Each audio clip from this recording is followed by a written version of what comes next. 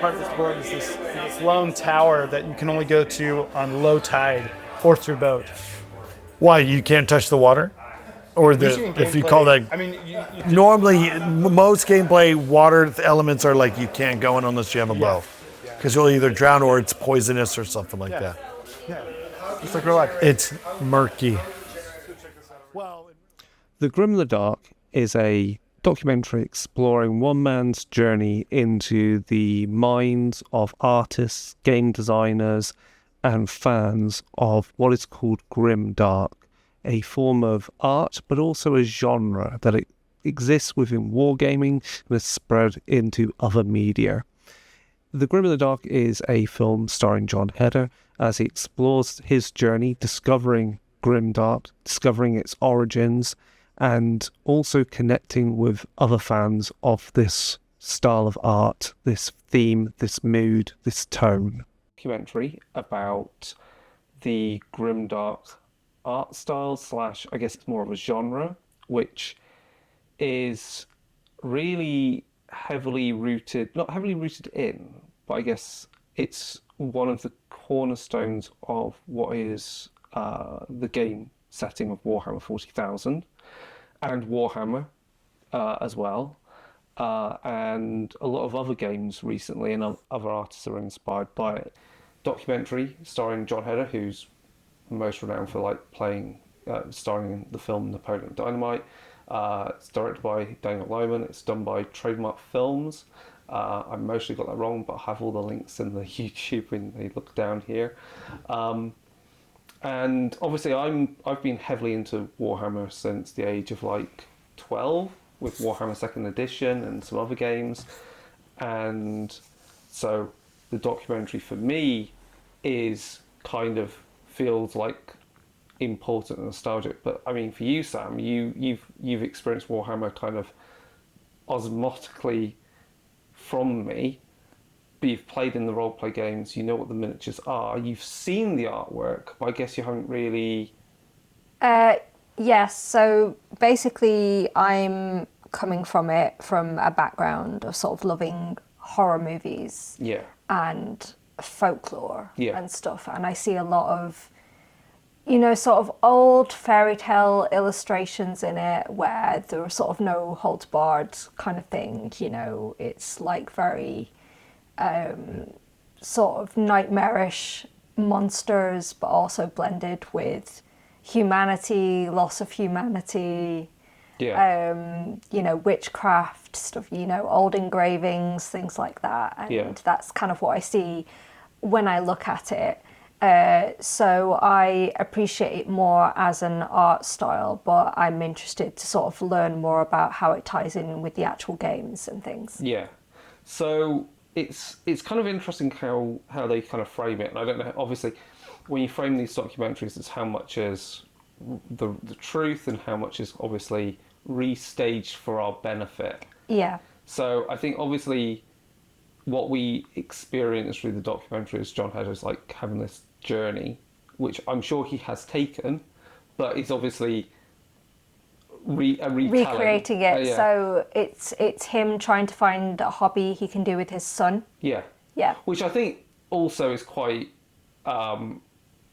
we can touch upon that as well, because obviously our nephew is into Warhammer. Yeah. Whoops. That's him broke for the rest of his life. But no. and of course his dad is also kind of rediscovering it in a way from when he got into it around about the same time I did as well with his brother. So with his brother, yeah. Yeah, I find the documentary, I think the first thing to say with the documentary, it's kind of like a bit of a road trip, a bit of a discovery, and if you are old hands with the hobby and you know what it is, it's also kind of a bit nostalgia. There's a lot of nostalgia in there, because the other thing about this is that even though this stuff underpins Warhammer, in this day and age that Warhammer's becoming this IP to sell, what with Amazon and stuff, we're having some of the I guess what we call the really nasty little edges smoothed away to make it more palatable, which is interesting. And then, of course, the other thing the documentary gets into is like how, because of that, there's this kind of like cottage industry of people making their own games, making their own minis, inspired by this art form. So, where do you want to begin then, Sam? Also, like, you got any questions to me about like what I thought of it, or what you thought of it, or what you want to know more about? I actually want to ask about your first experience with Grimdark and where that first came from for you. Say, before the games, anything initially in childhood that you think fits into that kind of things, like movies as well? Yeah, so I think you're right with fairy tales. Yeah. Because one of the things they say about Grimdark is like the fantasy that it taps into is mean-spirited. And I think that goes back to classic renditions of fairy tales where there's a horrible lesson to be learnt. Yeah, like the angry dwarf tears his beard and tears himself in half. Yeah, right. Because of it, yeah. Or, it's not all. They just say the children go home, ha ha ha ha ha. At the end, it's like no, it's pretty gory. We kill the villain. We kill. They we die. chop them up. Yeah. Or the wicked stepsisters. Of course they put their feet into like hot iron shoes. Hot shoes. Yeah, they heat them up and. So I think there's that element. I think the other place most probably which leads into it is obviously having an interest in mythology, which I think ties in with the part of what Grimdark is, that kind of, again, that blur between fantasy and reality and real history, and that mythology in essence is a retelling of some real history in places. And then I guess the other places of experiences of Grimdark and things related, I guess certain horror films too young. Alien, I definitely saw that too young. And there was something else I was going to say. 2000 AD is clearly, you can see the essence of 2000 AD in like Road Trader, and certain cousins obviously being into Warhammer as well. So that's kind of like the DNA of it all for me, like where it comes from. Oh, and also like certain fantasy films. I mean, I think you can see Grimdark in like Neverending Story. Yeah, Legend, Willow. Legend, definitely. Yeah, Legend's definitely. Willow is full of it. Oh, pig people. Yeah. Yeah, I haven't watched that since childhood for that reason. It's terrifying. Yeah. I guess your experience of things that you've mostly identified now as being kind of the palette from which Grimdark draws from, that all makes sense. Cool. Okay. So what's the next point to bring up? Like, that's how I got into it. And then of course, I guess the first game was like Warhammer 40,000 second edition. I think there's a few iconic pieces by John Blanche on there, like the face of a space marine with the Imperial Eagle. And then after that, I think the next thing would be when I first got my Tyranids, and there was a Tyranid Codex. There's a piece of art in this book, which is the 10th edition 40k rulebook, and they have a panel of John Blanche's work, which is the I'll bring this up close up, but that's Tyranids. So you can see from that how it's that organicness that they talk about, that real organic, where is it growing, is it decaying? It's kind of both, and it's also kind of invasive. Yeah. So that's important. And then on from that would be Necromunda, which is obviously amazing. There's a piece of his work in there. Of course, leading on from that, which is really foundational for where I am with stuff, was the Inquisitor rulebook, which I don't have anymore, and I kick myself for that, because that forms the core base of all the like Warhammer 40,000 RPGs that come after it. Yeah. So what else can we say about it? Because it's interesting. Well, I would say, to me, it reads as kind of a mashup of the things like we said, you know, the folklore and the sort of mythological monsters and things like that, and also things that you see in horror movies, and especially older horror movies. But also with things like Mad Max and Tank Girl. Yeah.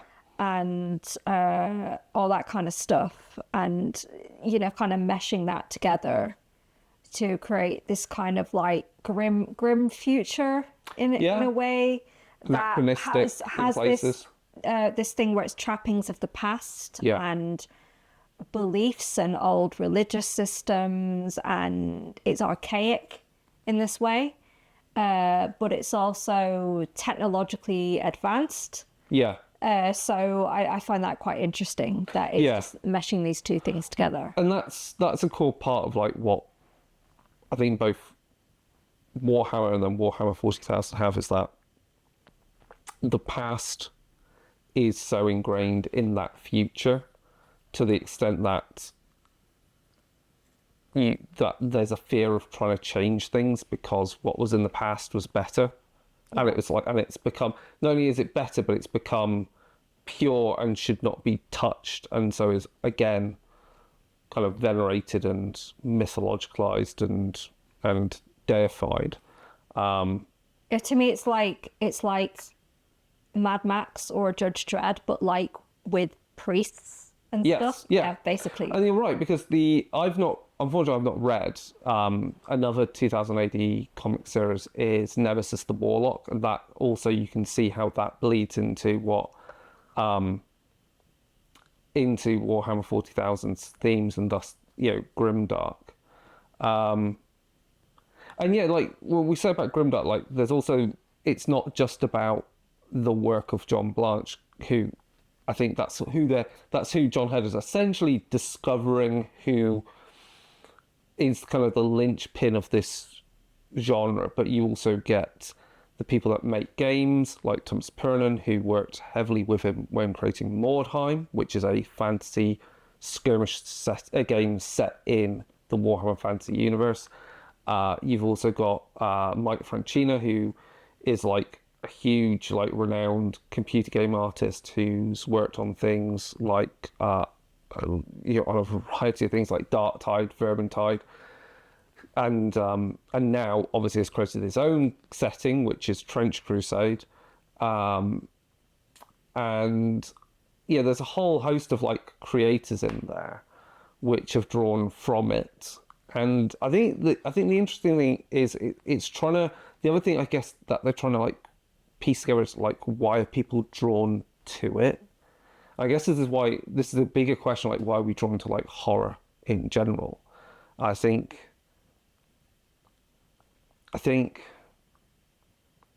there's different types of escapism. Sometimes the fantasy that's nice and clean, Star Trek-y, or kind of even Tolkien-esque and so forth, and high fantasy, that isn't like, because it's too clean, isn't the escapism you're looking for. But also, you can't find escapism in the modern, which is my problem right now, why I'm not really like, as much as I love Vampire the Masquerade, with the way the world is, there's no escapism in Vampire the Masquerade, because if anything, the world is worse than that. So I think grimdark is an escapism that draws, it is an escapism because it draws from the future and the past. But I think it's the thing of like, you know it's shit, so you're like, well, the world's shit, you know it's shit, you kind of like, you can just live in it, if that makes sense.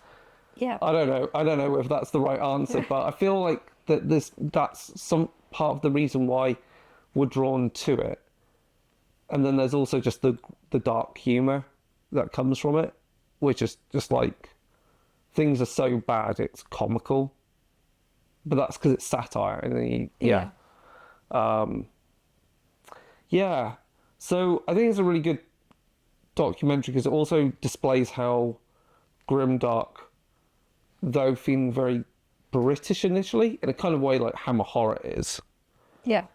It extends out into beyond, like into fans from like Europe. I find that interesting because if you look at, say, you mentioned Hammer Horror, so like Hammer kind of anthology movies, and also Amicus Productions, their anthology movies, with these little morality tales that, like you said, are quite mean-spirited, like where somebody gets their comeuppance, and it just feels like that kind of vein running through it, like it's just somebody's going to get theirs, maybe everyone's going to get theirs just because it's shit. Do you know what I mean? Yeah, I was going to say that I think Hammer Horror is in there, and it's again, I think it's as a documentary, I think it doesn't answer everything. I think it's the start of it's someone's journey to understand these games and the art, but it's not the end. It's not the whole story, because it's not like an exhaustive retrospective of a documentary. It's just kind of giving you a taster. Yeah. Of, if you wanted to learn more, then you can go and learn more if you like. So it is a good introduction in the sense of, is this something that I would like? Is this something that my kids would like to play and read about? The kids like to be scared. That's the thing. That's what people have forgotten, and that's why they like Warhammer. Yeah, and and like things that are a bit kind of like gross and like horrible history kind of stuff. This guy's covered in pus, sort of thing. Yeah. Like he's it's ridiculous, like... but they love it. The other thing is, I was going to say is like, it is kind of, as documentaries go, like for me it's nostalgic because obviously I see myself in that journey to an extent, and it's an interesting one because obviously I started off as a fan, then I worked 3 years in a Games Workshop store selling these damn things, playing more time. Well, when's the first time, because you said that through friends or like maybe older relatives were into what, so you saw the books and stuff? I saw the books before I started playing the games. Yeah, so but when's the first time you went to a store?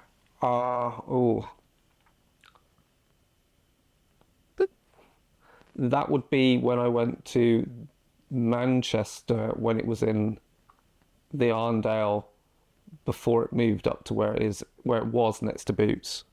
So that would be 1990. Where was that? That was a long time ago. That would be 1990. That's 1999, 2000. So, but as I was I had my interview for university. Where was it then? I think it was closer to Debenhams, end of Arndale. Yeah, I'm trying to think now because for benefit of the viewers, I'm from Manchester. Yeah, and it was on the lower level.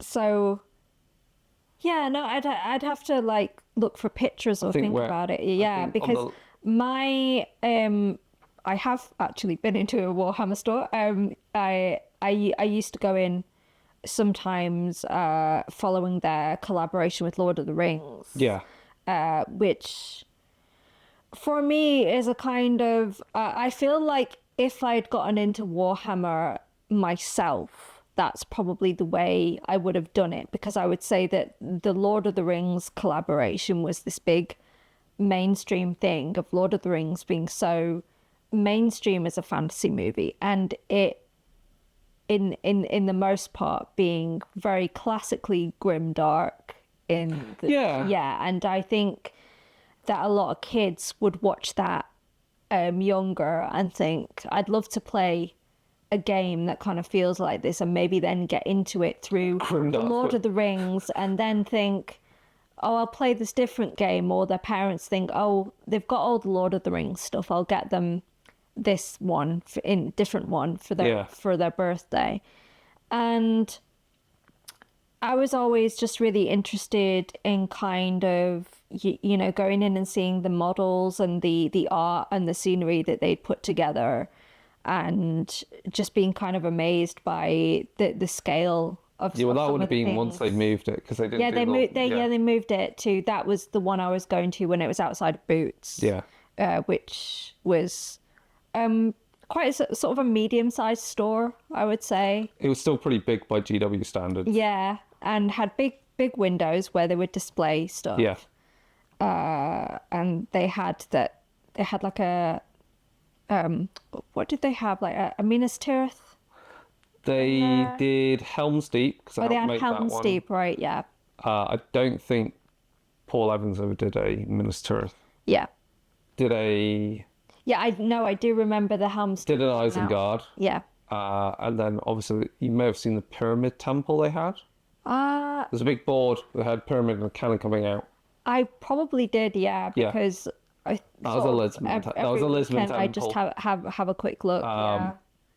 So as I said, like I worked at the Aldrin store, but I did a few shifts at Manchester, and then obviously write for the roleplay game. So that's why it's kind of like. And the other thing I was going to say, which is the overlap with Hammer Horror and stuff, you can definitely see the influence of Grimdark, because Rogue Trader, which is the first Warhammer 40,000 game, came out in like 1987. 1996 is when it's not 1996. 1990. Was it 1991? I'm getting my dates wrong with this. But that's when Vampire the Masquerade first came out. So I feel what makes Grimdark also bled into what made Gothic punk. Mm-hmm. Yeah. Of course, one of the writers for Warhammer Fantasy Roleplay, and thus influenced by Grimdark, was Graham Davis, who also worked on Vampire the Masquerade. So there's this through line. Yeah. And then you see it in like stuff like, Cult, I feel, is mostly has art style, is definitely inspired that. So there's all these, while the documentary again touches on war games, it's barely pierced the fact that its influence is even bigger across so many different games and genres and movies. Because again, it kind of eats itself, where you had like you said, like the early kind of fantasy films, and then you get later on, you get like bloody Event Horizon, which is essentially a Warhammer 40,000 like prequel film. So yeah, it's a good documentary. It feels, as I say, there's an element of nostalgia, there's an element of coziness, because they're going to bloody like Finland and looks cold, but then they're in the nice warm talking about games. And then it also feels a bit bittersweet, because of course John Blanche was creative director at GW. Within the last few years, retired from there. But that means he has this like bucket load, like vault worth of artwork that's never seen the light of day, because of course he was contractually obliged to GW. So now this is all coming out, and it was funny because he says like he's more free now and busier now than ever, because everyone wants to work with him, and he can pick and choose and do the projects he wants, rather than being told to just develop an idea. So yeah, and his health is not the greatest, but he still draws and everything. So yeah, I think it's a really, like I say, it's a nice, cozy, bittersweet, nostalgic trip through an art genre rooted in bloody toy soldiers. But I think it has bigger impact than just that. I know. Any other last thoughts? Because I think we've kind of covered the review. Like, it's nicely shot. It's kind of funny. Yeah. Well, I think I think what's nice about Grimdark is that, like you said, it's satire. So, fuck the fash and everything. Yeah. That's definitely while built I'm into here it. today. Yeah. But like it is funny. Yeah. Like at its core, like you can see that like somebody's in the middle of a speech and then they'll get shot with an arrow and things, and that's funny, or like just ridiculous things happening. And I think that's also like a big part of it as a genre, not just like, you know, it being a little bit irreverent. Yeah. As well. So it's not just because it's called grimdark doesn't mean that it's super serious. No, it's not. It's literally the opposite. No, it's literally opposite. Like one of the main symbols. Because I think the name may put some people off and think, oh, is this really? I don't want to watch dark, gritty. You know, it's not like watching a Saw film or a. You know, all the murder shows they have on BBC or whatever. It's more irreverent than that in some respects. I know this isn't your personal setup, but do you have any idea what creature lays these kinds of eggs? I have a guess, and I can throw it out there, and you can correct me if I'm wrong, because I know this is supposed to be in the future and it has aliens and creatures in the Warhammer sci-fi universe. Yeah. I know a little bit about Warhammer, just a little bit. I would love to say dragon eggs. That's the obvious guess. However, I think it's also obviously wrong. Yes.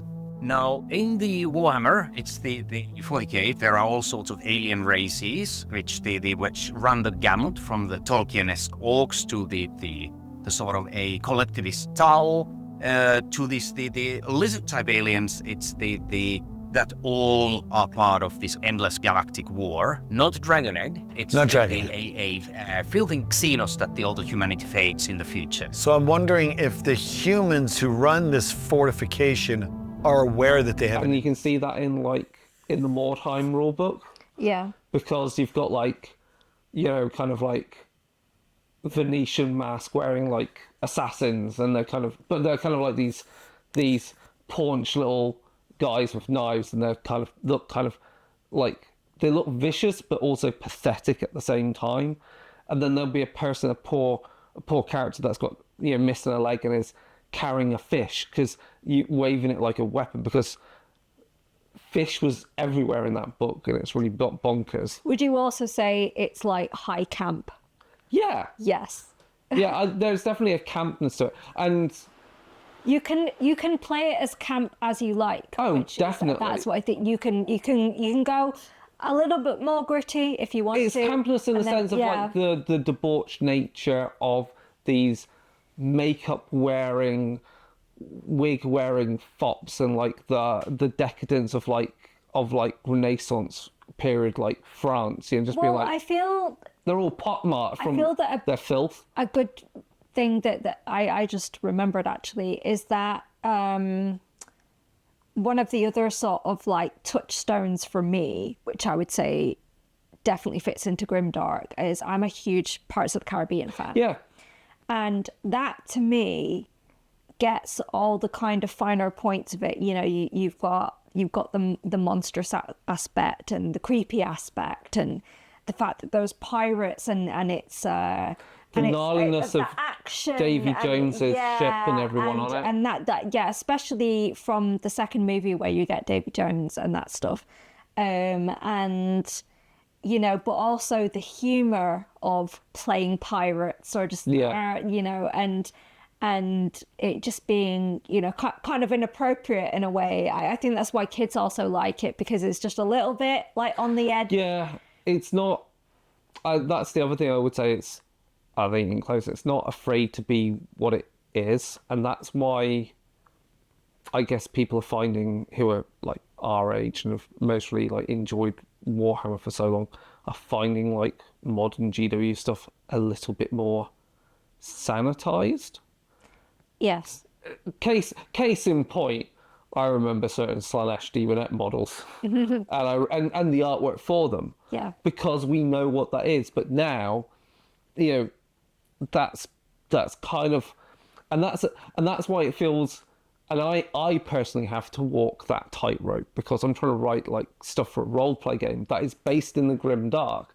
Yet I have to be careful with the language I use, because I was like, I'm not allowed to, I've got to be mean-spirited without being too obvious with it. Yeah. Whereas I think grimdark in its purest sense is allowed to be obvious, and that shows in like Trench Crusade.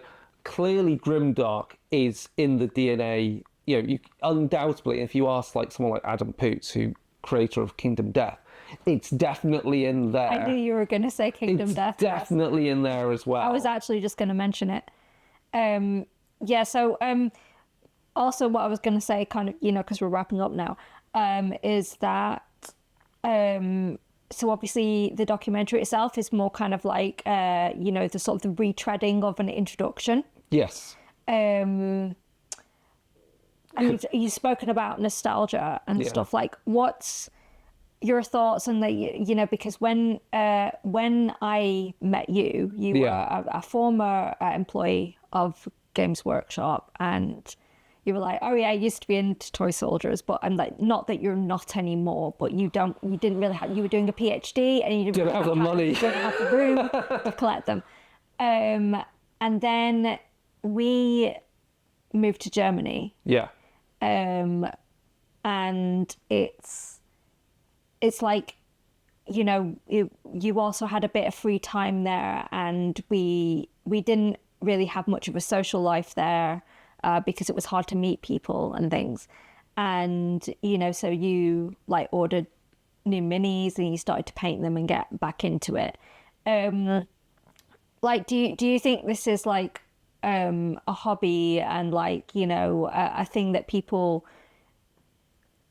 you know, they can't really break up with? Do you get what I mean? Like, as in, like, it's not something that you really grow out of forever. No. Like, people come back to it in their 30s, in their 40s. And they made a point of this, is that, and I think that's why it's interesting why I find, you know, there's a conflict with why them trying to sanitize it, when if anything, their customer base now skews older than ever. Yeah. And I think they need to, in some respects, recognise that, because A, with the price of the miniatures, like, kids getting into it is really difficult. But I think because of the maturity of the fan base, I think they don't need to shy away as much.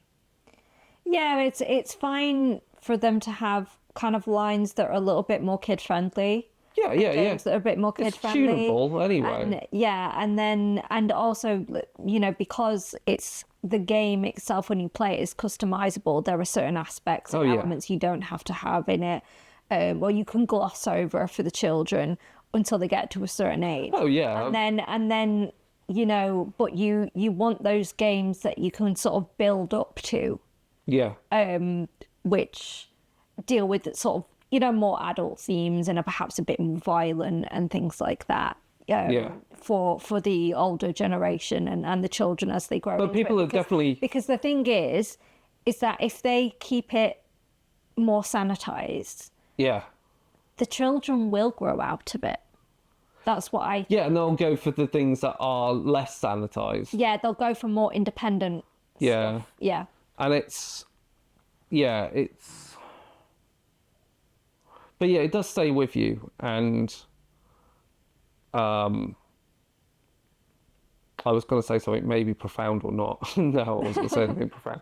No, it does say, the other reason they obviously clearly emphasize is the fact that the reason why people come back to it is in this day and age. Like, there's one thing to sit down in front of the computer and play computer games. There's another thing to sit down and just paint toy soldiers, just to paint them, not even play the games, or to build them, or to convert them, or do the whole gamut of build, paint, and play. And because, you know, it forces you to slow down. Yeah. And just zone out. And I think that's the thing that I think is that slowing down and timelessness of the miniatures and of the artwork is that feeling of nostalgia for both what you grew up with, for these old myths, for the history element. It's nostalgia in one big kind of meaty burger of madness. Well, and just before anyone wonders why I'm not fully into it, so with the painting of miniatures, I really appreciate the art and stuff. I am really bad with kind of my hand control. I know I could probably get better. I don't really have the time to like dedicate to it. Just need to do slap shot. And with the games, actually, I do occasionally play. Sometimes when Chris doesn't have anyone else to play with, or I have played with our friends and stuff. You've played Warcry. I'm very bad. I'm undiagnosed ADHD, and I'm very bad with remembering rules and stuff. So I feel it's okay to play like at home and stuff. I couldn't go to like a place and play because I would feel like I couldn't keep up with it. You know, so say if we play like a card game and you're like, okay, these are the rules, and I'm like, okay, I've completely forgotten what you just said. Yeah. So I'm not very good with that kind of thing. Just Warcry is simple. It's great, and so forth. Like, and like you find with co-op obviously is a different thing compared to being competitive, and and like GW does a few cooperative games. I think it's also because as I don't want to feel like a burden to other people at the table by being basically walked through every time it's my turn. But the thing is with Grimdark and games that have drawn that, you're perfectly fine with role-play games because of course the rules take. I do play tabletop role-play games. And Warhammer Fantasy is hilarious. I do sometimes need to be walked through, wait, what do I need to roll? What am I doing? Yeah, I need to remember sometimes. Obviously, I think it's by the time of this recording, if I get it edited in time, so if I get edited and released if I put this out on Friday, it will be out when this is out on YouTube to buy from Trademark Films. I don't know whether that's to buy physically or digitally or both. I haven't really checked that. There is a website that'll be all the details in the links. Obviously, if you enjoy watching this, like and subscribe, blah, blah, blah. Like and subscribe. There's already some unboxings up for Iron Kingdoms, well, for War Machine, which is a different non-Warhammer, though it does have elements of Grimdark in its original. I was going to say about Iron Kingdoms, because I really enjoy Iron Kingdoms, so, you know, something which is Grimdark. I bought on eBay the 3 Witchfire trilogy books, because the original artwork in them is where it is all black and white, and you can see grim darkness in there as well. Yeah. Because of course it's a successor to that line. So yeah, there's that, and then hopefully we'll review some other stuff. And I've got the last bit of the Cult RPG one shot that we ran to do. Also, if you're watching this, also I ran the Old World RPG for Hamilton and his friends over at Theatre Macabre. I don't know when that's out. That's out soon though, because I wrote for Old World RPG, which of course is Warhammer the Old World. So again, is grimdark, and yeah, we went really grimdark in that. Apologies to anyone that watches it. There's people having a really bad time in that game. So I guess that's it. So goodbye. Thank you for watching. Bye. Bye.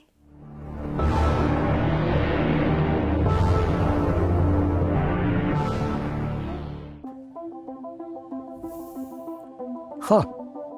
I don't get it. The coordinates bring me right here. It's supposed to be the center for Grimdark and everything gnarly. Looks pretty bright here to me. I don't know. Why Grimdark? So many different people have got different ideas on it. I could go on all day about it. This is all make-believe, right? There's probably great stories written in these walls, not metaphorically, physically. I guess I just don't understand. Why do you think people gravitate towards the grim and the dark? If you want to talk to the Grandmaster, I say go find Jon. He's the grandfather of Grimdark. Do you guys know John Blanche, where I can find him? In England.